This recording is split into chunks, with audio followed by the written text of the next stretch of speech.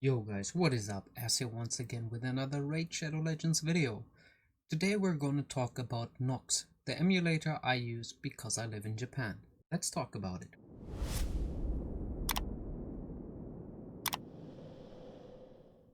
Okay, let's talk about Nox a little bit. So first of all, Nox is an emulator like BlueStacks, like Memu. It's an Android emulator which allows you to play a variety of games on your computer. So a couple of you might use BlueStacks or might not use an emulator at all, that's fine.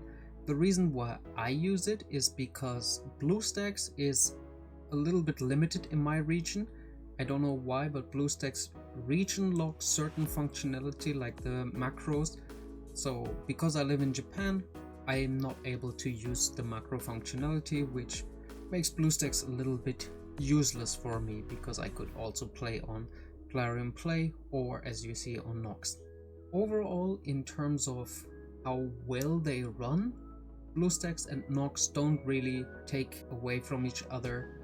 My experience is that they all run the same under the hood. The one thing you can use your emulator for is reduce the frame rate.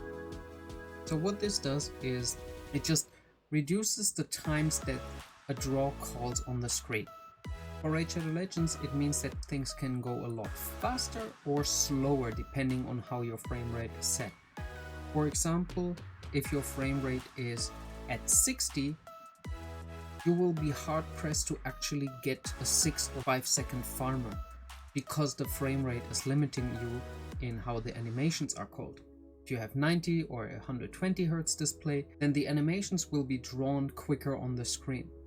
So that's good for high frame rate. For low frame rate, however, there is this weird interaction. So let me quickly show you. Let's say you have a gear piece and you want to upgrade it. This animation is drawn in a certain amount of frames.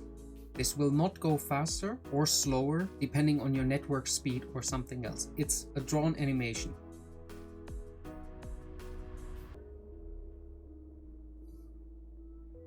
So you saw this took a good while to get this to level 10, and let's just get it up to level 12 or run a couple more times so you can see the typical speed it goes by.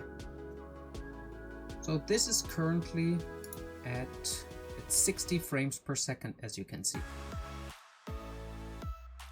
So what Nox allows you is to change the game settings and change your frame rate.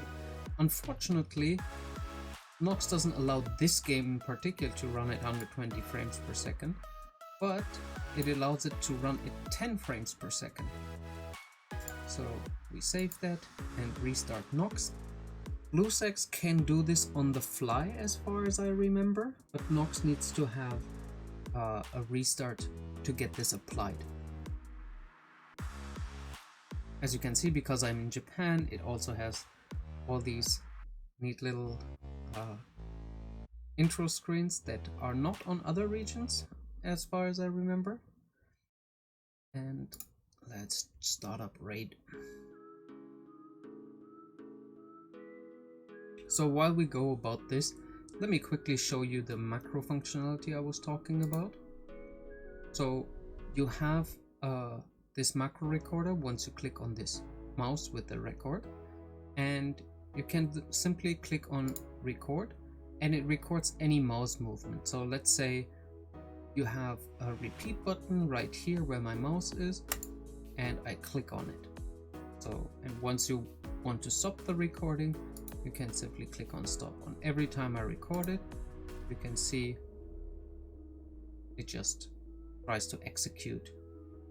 Raid is started up. As you can see, the animations are way slower and they're currently at 10 FPS. So we go back and we actually go to champion with,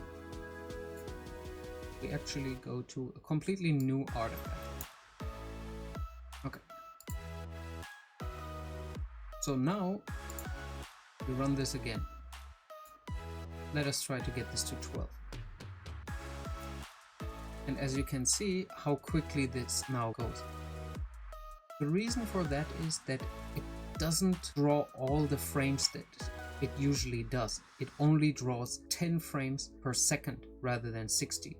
So your increase in speed is six-folded. It's a little bit complicated, but if you ignore the technical part, it's actually fascinating. So just to show you what I meant before with the 6 seconds, that it increases your times in dungeons. So let's run this guy through one more time.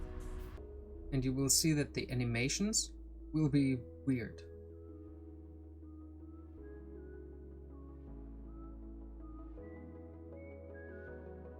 You see, the 6 seconds already passed, but this is not exactly how this should function.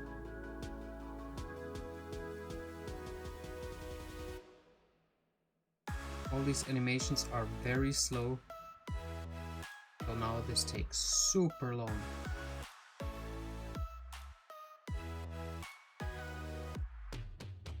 We're already at 30 seconds. This should normally be a 20-second run, but you can see everything is taking super long.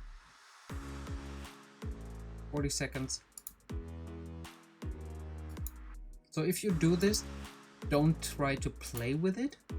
It just messes with timings. But for upgrading gear, this can be very good. If you're running Plarium and an emulator, I would suggest just running Plarium for your play because it's just way smoother. And then once you want to upgrade gear, for example during an artifact event, you just switch to Nox. You just enter your ID, log in, it logs you out of the Plarium, and you just play, do your upgrades, and then once you're done with it, you go back to Plarium Play and continue the gameplay. Yeah, so I hope this video was somewhat useful for you guys. If you want to see more of my content, consider subscribing, it would help me out a ton. I'm currently working on my dungeon guides, so you definitely don't want to miss them. I hope to see you in another video, and until then, enjoy the grind.